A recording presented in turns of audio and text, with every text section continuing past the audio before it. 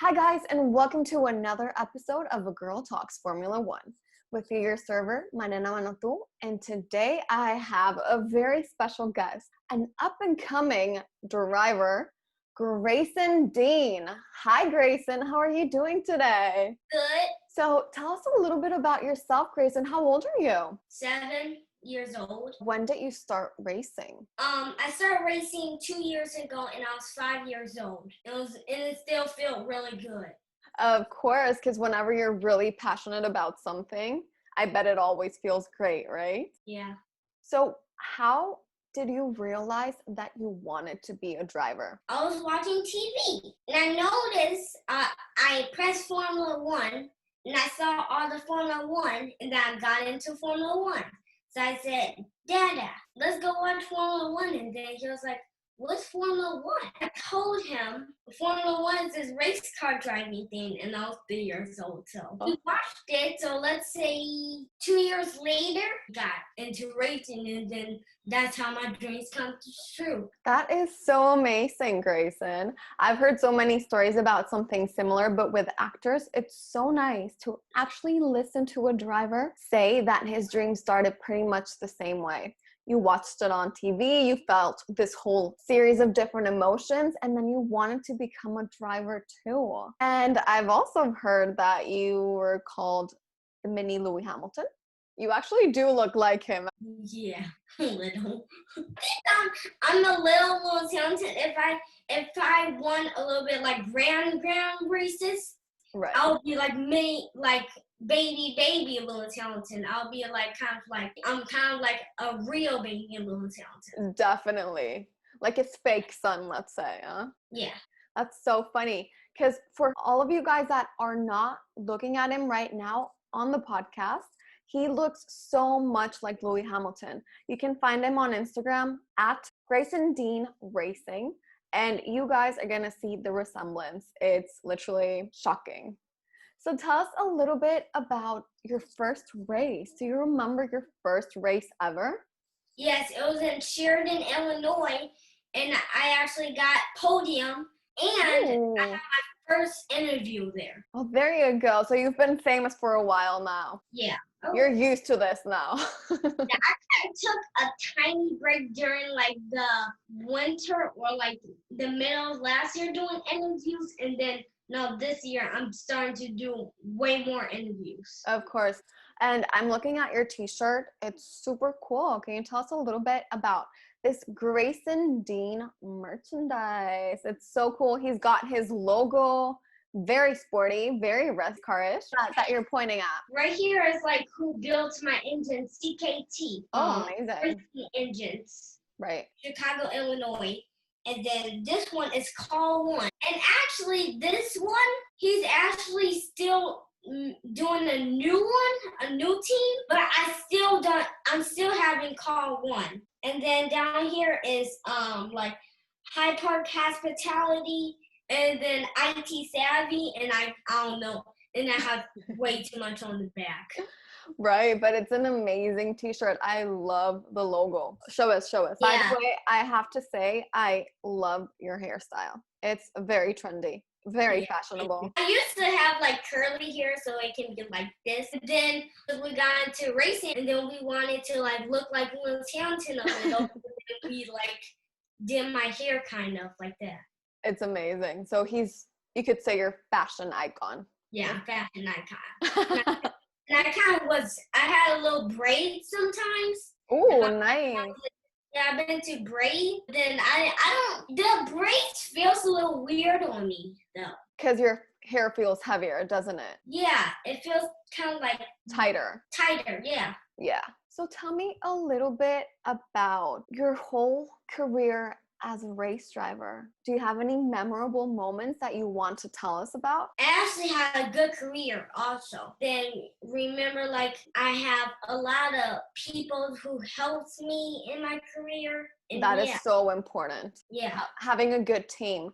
And also the support of your parents is so important for you to achieve your dreams. Do you agree? Yeah. actually, I love them, and I feel really good. Oh, that is so sweet. That's a really nice message for your parents. We'll make sure they get it. So tell us a little bit about any funny story, any anecdote that really had an impact on you. I got a lot of stories still. I maybe want to talk about how crazy is my kart career though.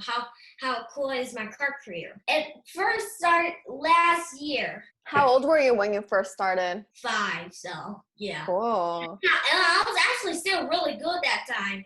Right. Like I was getting used to my kart that time. I actually hit the top speed of my kart. My home track was Badger Kart Club in Wisconsin. So then I actually hit on this kart, let's say 38 miles per hour. It's because it was a small kart. It was kind of slow. So then now this year I'll still kid kart, the small kart. Right. Now I'm moved up to cadet or sportsman, and now I hit this top speed as let's say 55 miles per hour. Ooh. So you're a fast driver, huh? Yeah, I think I can go a little faster than that though. All at its due time, huh? The more you grow in your career, the faster cars you're gonna get because the higher you're gonna be getting in competitions and all of that. So do you have a lot of friends in the motorsport? Yeah, a lot. I have a lot of friends. I have like too many, way too many. There you go. So you're a popular guy. I have one from like this Grand Nationals Cup kart and my home track, and let's say a few other tracks. I met some drivers. Speaking of Mini Louis Hamilton, tell us who is your favorite race car driver in the Formula One? Lewis Hamilton. I like how fast he goes, and he's pretty much the champion. He's the champion. Definitely. Even if he doesn't drive on the last race of the season, he is still going to win world champion. But speaking of that, so how did you feel when he tested positive for COVID and he couldn't drive on this weekend's race? Really sad, and I hope you feel better, Lewis Hamilton. So that he can actually drive in Abu Dhabi, right? Yeah. Did you watch the race? Yeah, I watched the race. And what did you think about George Russell's performance? It was really good, and I'm actually disappointed how George Russell came on 11th because the pit stop.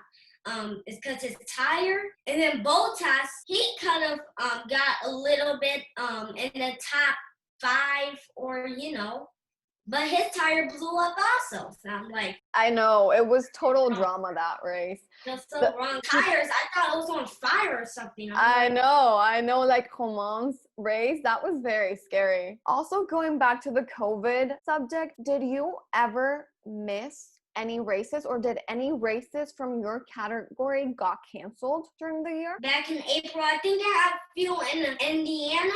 It got canceled, and I think some of the races from April got moved all the way to like the middle of the year, like June, July, because I had this Newcastle race. I think it was supposed to be in April, but then they pushed it all the way till like July 4th. The Independence Day, huh? Yeah, actually, it was Independence Day, and actually the day before, so. That's so funny. Tell us a little bit, Grayson, about what do you do to get motivated and to have like a winner mindset before every race? I don't really know that yet because I don't know that much, stuff. Whenever you just get into the car, that's when you kind of switch into like your driver mode. I put into like focus on race mode when I get into my kart. An excellent answer. So if you could give any advice to any young driver starting to race, what would you tell them? I'll tell them to keep your foot down and be the last one to brake. Definitely. That's a very good advice. So right now that we were talking about the race in Bahrain, what you said about the tires in the Mercedes cars, I thought was very interesting because you pay a lot of attention to all the engineering and all the technical things on the Formula One, which I find very interesting because people normally just look at the race. You actually get into the race. That's amazing. I just want to congratulate you for that, for having such a keen eye. Yeah, thank you. That race was actually pretty crazy. Even besides that, like it was a 3-car accident at the Definitely. first lap. Yeah, and all the people that were on the podium, totally unexpected. Nobody would have thought that they were going to be the 3 people that were going to end up on the podium. Of course, I'm super excited because as a Mexican, I am thrilled up to the sky that Checo Perez won, but I would have never thought he was going to actually win first place. I don't know if you knew this, but it had been 50 years since a Mexican hadn't won a race. What?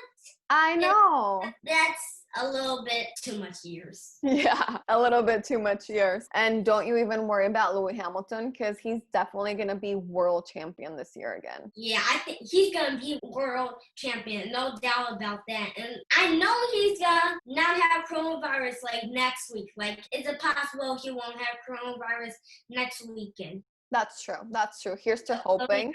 At Abu Dhabi. Yes, because it's the last race of the season. It would be very sad not to see him there. Yeah, I think that's I forgot what it's called when it's the last race of the year. But if he wins that championship, oh man, I'll be so happy. Of course. And tell us a little bit. I'm looking on the background at your helmet. Tell us a little bit about it. Do you want to see closer? If you can, yeah. Yeah, okay. So, like my helmet it has like stickers from last year and this year's because actually these stickers, this stickers is from last year is because it's from the old helmet. Okay. Yeah, so then this one with the star says USPKS is United States Pro Kart Series 2020 and Badger Kart Club, and then it actually shows who made this helmet. That's amazing. So every single year you get a new helmet? Well, not every single year, like when my head grows and then I get a new helmet. So yeah. And you've been driving for 2 years already, right? Yeah. That's awesome. And tell me something, did you choose the colors or is that part of your uniform? I actually choose the colors. Well, me and my dad choose the colors. Right. My mom helped a little. And actually, I was like, let's go with this color because it was such of a nice color, red, white, and blue. And it's the color of the American flag. So definitely.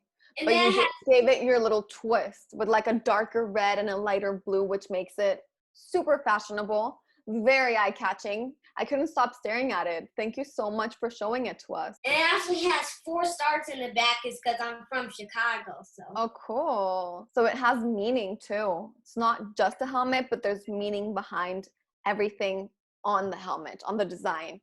That's amazing. And I feel it's a really fun process to be part of the designing of your uniform and your helmet.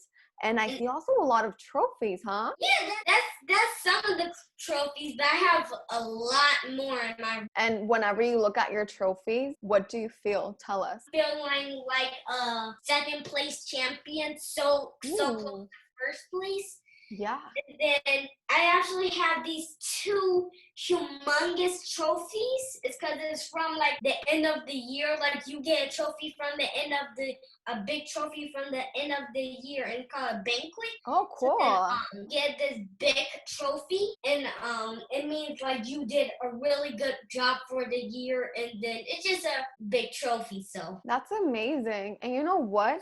I really like your personality because you have a lot of attitude and we can actually tell that you really want this, that you're really passionate about what you do. Yeah. My previous guest has a little question for you. What do you want for your future? Formula 1. You want to be in the Formula 1 when you grow up? Yeah, I want to be in Formula 1. And actually, if I'll do Formula 1, but let's say, example, if I can't get to Formula 1, I might do NASCAR, but I'm aiming for Formula 1. Of course. NASCAR is like your plan B, right? It's like if I might not get to Formula 1, but I know I'm going to get to Formula 1. Definitely. That's the spirit. That's definitely the attitude. Oh, nice trophies. Look at you. You're an absolute winner. This is from last year. This is this year. Oh, that's nice. Well, you're always on the podium, basically. Yeah. And actually, it's a few other ones. It's because of more really good drivers who've been racing a little bit more than me. Of course. I keep getting 4, but I'm I'm actually still getting into third sometimes. There you go. That's a great place because you, like you said, you haven't been driving for that long. So that's pretty amazing. Do you still remember your first time on the podium? My first time on the podium was my first race, actually. Oh my gosh, what are the odds for that? Well, actually, I have a trophy from the first one. It's pretty old, so it's from like April last year. That's pretty It was amazing. like that months by months. That This is is my so first amazing. trophy. That is so amazing. Congratulations to you. You have a bright future ahead of you. Yeah, and thank you a lot for telling me about the trophies also. That's amazing because that's a reflection of your hard work. Yeah, it was actually like sometimes when it's like all together, it looks like some like trophy city kind of. Oh, I bet it does. So anything you would like to tell your fans before we leave? I actually have fans and sponsors. Ooh. Thank you for my sponsors for helping me race. And my fans, thank you for following me on Facebook and Instagram. That is so nice of you. So very sweet. Grayson, it was amazing having you on our podcast. I'm pretty sure you have such a bright future. It's so nice to hear so much fire in your voice whenever you talk about race car driving and the Formula One. I'm super surprised by how much you actually know about the sport, and not just the driving, but also what happens behind the scenes. Congratulations to you, Grayson. Yeah, thank you. So thank you guys so much for reaching all the way to the end of this podcast. See you again in 2 weeks with another guest. This was Manena in A Girl Talks Formula One. Bye. Bye.